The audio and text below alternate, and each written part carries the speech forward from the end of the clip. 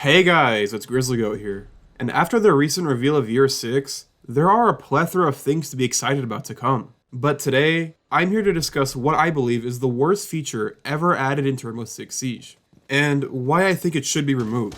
Now, to me, this idea was a bad one from the start. There were so many flaws against it that I really didn't understand why Ubisoft added it in the first place.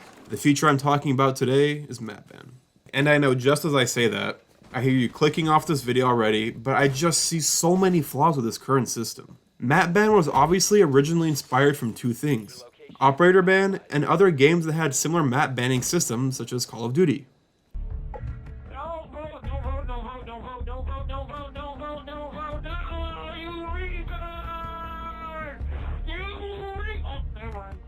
When this idea was originally proposed, a lot of people liked it. I also like when new ideas are proposed, and I also like to be optimistic about them. Although, there has been the times where I've been wrong with this game, I'll admit it.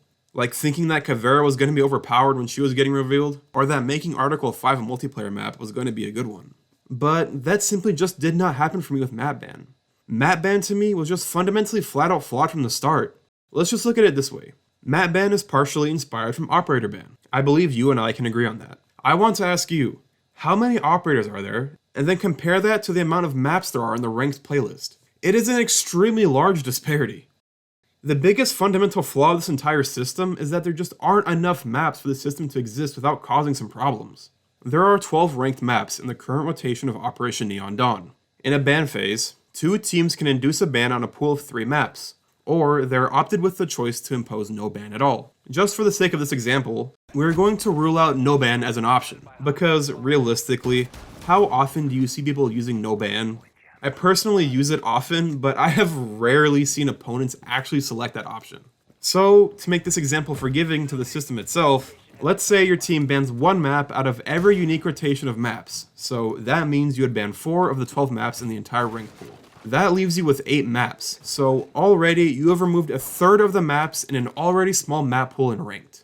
This doesn't even account for the second team, so I am being extremely forgiving in this example. Now, in that example I made, it seemed very clear-cut. You would theoretically ban 4 of the maps in the 12 map pool because you simply just don't like them. But there is another variable we have to talk about. When you ban a map, you either ban it because you just don't like it, or because you just played it in your previous matches. And I really want to go into detail with that second one. I have just not the slightest clue in the world as to why, but the map selecting algorithm has gotten so unbelievably bad since the introduction of this feature. I have played this game since 2015, and in those hundreds and hundreds and hundreds of hours, I have only played back-to-back maps maybe 3 or 4 times, but whenever it actually did happen, the first game always went by quickly, so it wasn't too frustrating. But with this system, it is truly unbelievable. Just a couple months ago, we played 9 rounds of Bank, just for the next game right after to also be another 9-round Bank match. Just think about playing the same map for an hour and a half straight. I have never experienced something like this in my time of playing, and I just do not understand why this feature exists. Here's another example. Last season, we did not play Cafe, let alone see it, in our map pool for almost 6 weeks, despite playing the tens of matches we would play in a week. I seriously wish that I was making this up. Ubisoft said they went in and tweaked this algorithm a little bit, but just a couple weeks ago, we were playing a session for a few hours and Theme Park came up not 1, not 2, but 3 times in a row. What are the odds of that?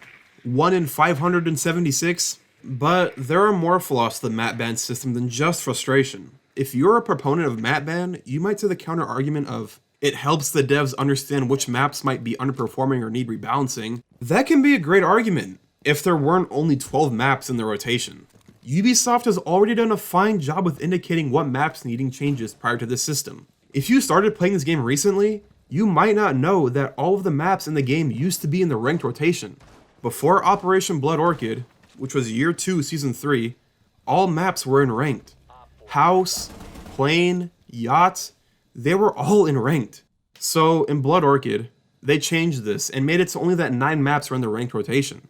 Looking at this rotation that they incorporated years ago is very, very similar to how it is now.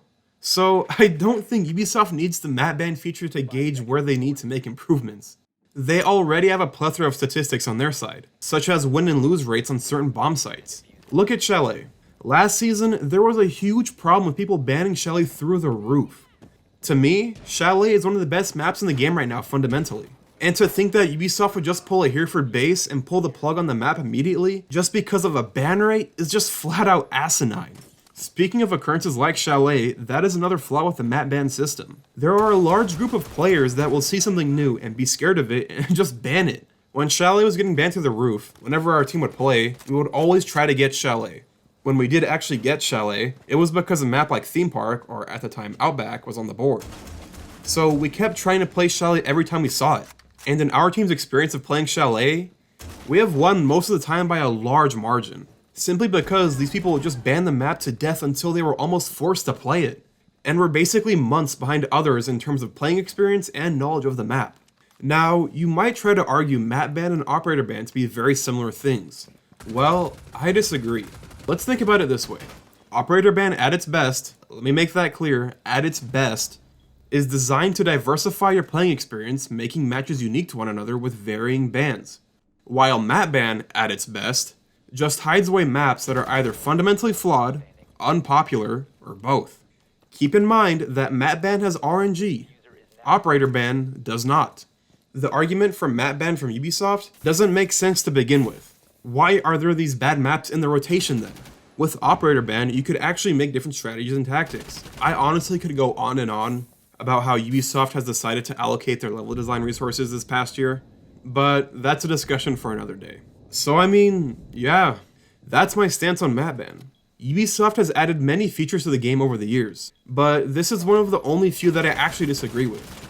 In my own opinion, there are just not enough maps in the game for this to work without being frustrating. If all of the maps were in the game with their day and night counterparts, with that quantity it would work, but not really make too much sense.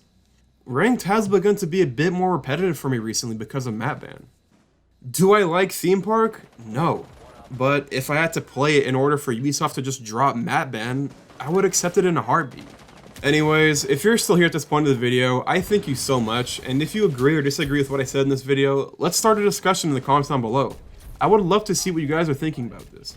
But that's all for this video. If you're curious, I am planning on catching up to my season overviews. I haven't forgotten. I've just been extremely busy and trying to refocus myself recently. But again, thank you for watching, and I hope to see you next time. Grizzly Goat out.